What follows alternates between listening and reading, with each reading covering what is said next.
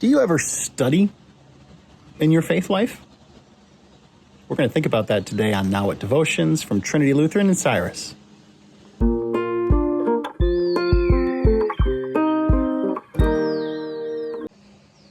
So this will be the last devotion here for the next few weeks of the summer. We'll take a few weeks off. I haven't done that for a few years.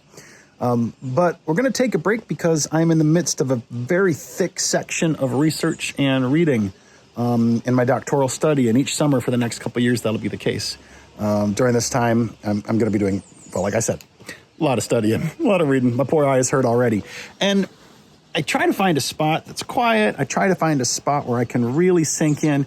But I also try to find a spot where I'm surrounded by what feels like the embrace of the beautiful, of God's beauty in creation, of God's beauty in silence, of God's beauty in love. I try to find a spot to study where I don't feel separate from God. And of course, God is present everywhere, but I have to respond in ways that make sense too. I wonder, in your faith life, is there something you're thinking about or working on? Could there be? Are there issues in your faith life or in the world around you that are grabbing your attention repeatedly? Is the Spirit telling you something that you could share with others?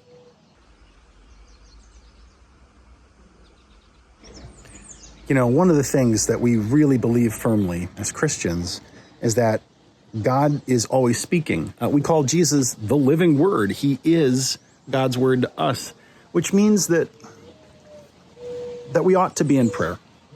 And prayer is a dialogue. And it isn't a conversation necessarily. I mean, it is.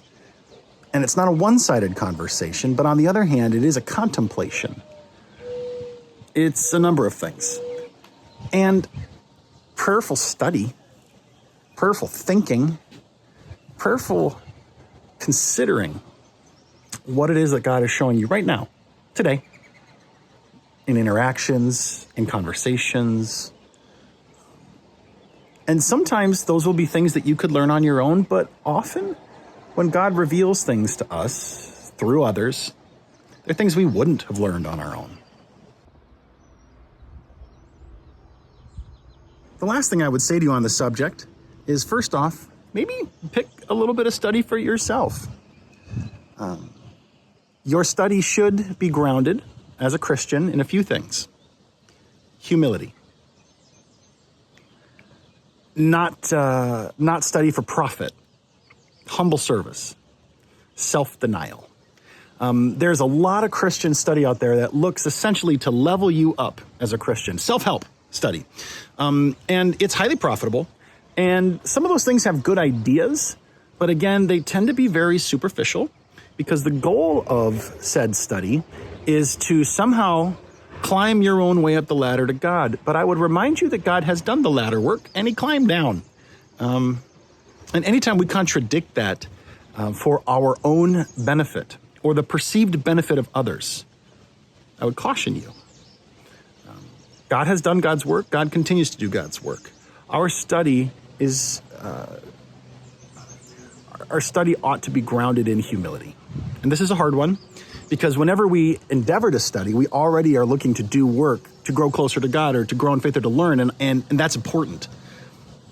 But those motivations, ask the question, look at it, think about it, and ask God about it.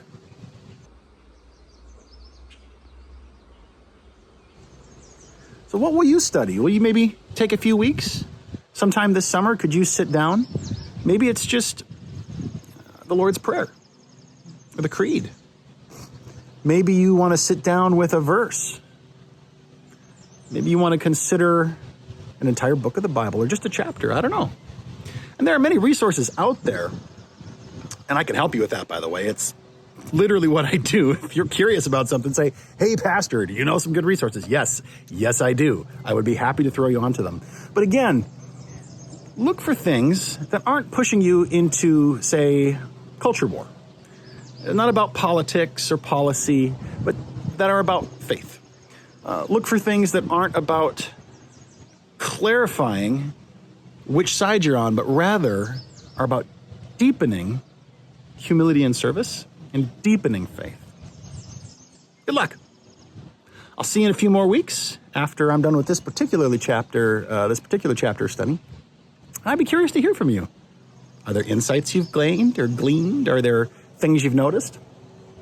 I'm Pastor Chris from Trinity and Cyrus, signing off for now.